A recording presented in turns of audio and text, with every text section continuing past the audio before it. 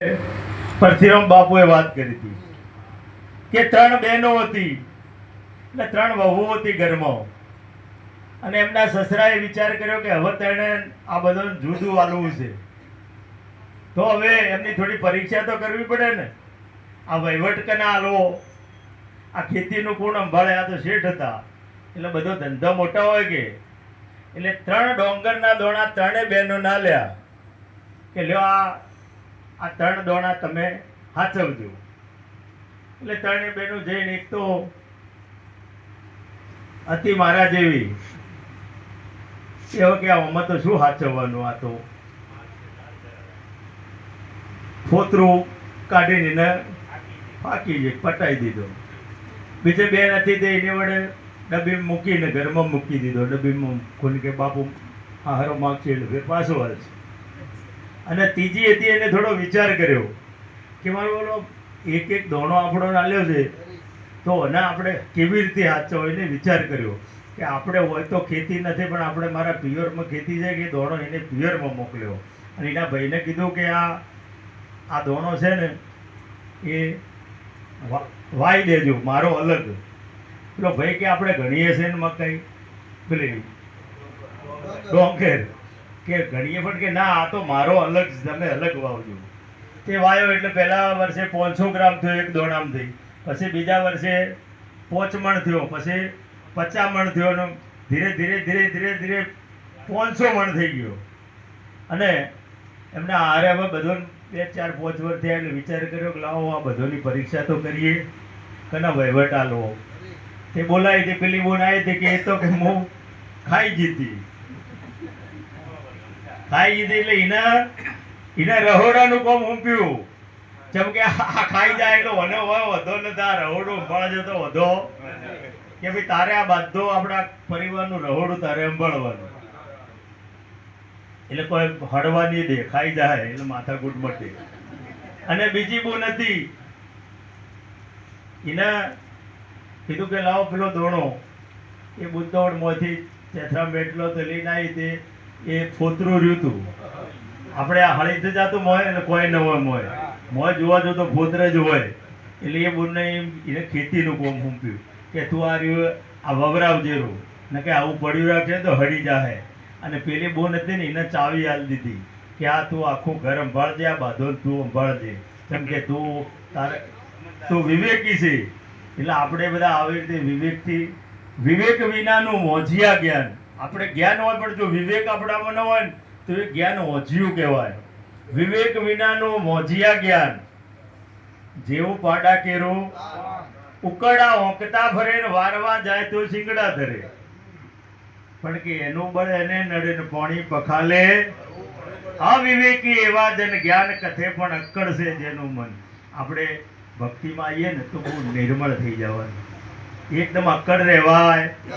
અક્કડ તો છે ને એ મોતની નિશાની છે. આપણે મળદું કેટલું અક્કડ થઈ જાય, અને આપણે તો એકદમ નિર્મળ થઈ જવું પડે ભક્તિમાં.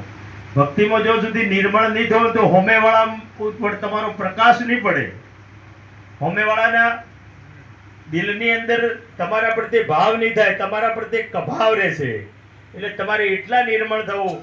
અને ગંગા સતીએ એમને તો એમ કીધું છે કે પહેલા તમારે ભક્તિ બતાવવાની, પ્રેમ નહીં બતાવો તો તમારા પાસે કોઈ આવે, તમારા ઘરને છેટે જાય. પણ જેટલો તમારો પ્રેમ હશે ને એટલો એ લોહ ચુંબક છે.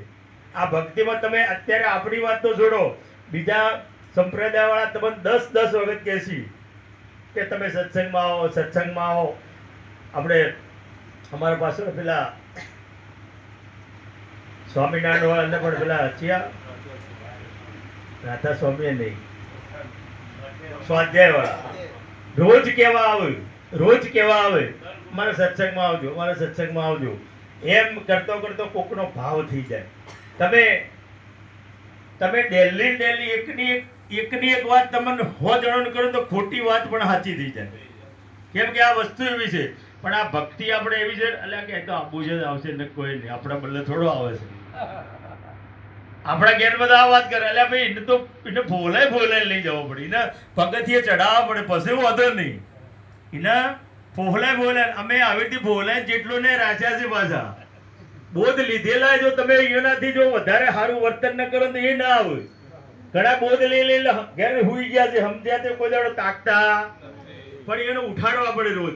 આ અમારે સગન મહારાજ રોજ રાતે ઉઠાડતા. સગન મહારાજ રાતે ચોક ને ચોક બેઠક હોય છે. તમે ગમે એમ બોનું કાઢો તો એ તમને ગમે એમ કરી લઈ જોય.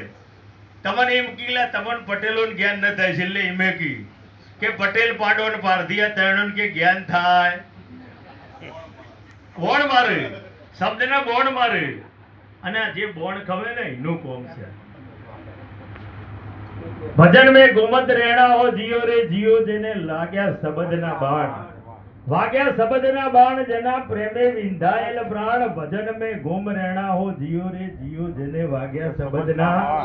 આ તો જે બાણ લાગે અને મોય જાગી જાય એનું કોમ છે. પછી પેલા ગોના ચોપડે કરીને બેઠા હોય એનું કોમ છે કે આ તો મને અંદર કહે છે આવા તો કહે જો ઘણા આ તો કે યોને મોય લઈ જવા છે ને એટલો વાતો કરે છે યોને વધારવા છે. એટલે ભાઈ અમારે વધારવા નથી, અમારે તમોન મોથી તારવા છે, તમોન તમારા સ્વરૂપનું ભાન કરાવવું છે. રોમભાઈ અમે કદી કહેતા હશે ને તો તમારા બદલે કહેશે. હા એટલે કીધું કે ફેરા 84 ના ભરતો તું આવે ગુરુ વિના તને કોણ જોડાવે. કે વેદ પુરાણ 18 કહાવે સકળ શાસ્ત્ર મુખે કરી ગાવે મૂળ વચનનો મર્મ ન પાવે ગુરુ વિના તને. કે કાશી મથુરા તું તીર્થ જાવે કોટી કવાર ગંગાજી મો નાવે કે તોય હરી તારા હાથ ના આવે ગુરુ વિના તને કોણ જોડાવે. આ તો પછી એમ કીધું કે દયા આવે માટે તમને કહું છું. એક જ છે એમ સમજી રહું છું શાન વિના તારો અંત ના આવે ગુરુ વિના તને. આ તો દયા આવે છે એટલે કેવું પડે કે હવે તમે ભક્તિમાં આવો અને હોય તમારે કોઈ ખર્ચો નથી, હોય તમારો દોરડો કરવાનો કદાચ 5-10 હજાર તમારે પડાઈ લેવા હોય તો વાત ઠીક છે. આ તો અમારા ઘરના ભાડે તમને લઈ જવાના છે ચોક ભજનમાં પણ તમારે આવવું તો જુએ ને. પણ તમે પાછા ઓઠે દોરડો કરાવવા જાઓ પણ આવી ચોખ્ખી વાતમાં આવો ત્યાં ભૂવો ઊંડા હાથ ગલાવશે તો ઈ જાઓ કે આટલું આમ કરજો તો તમારું હારું થાય ને ઓમ થાય ને એવું મેઠું બોલશે અને તમારે થોડું નડે છે.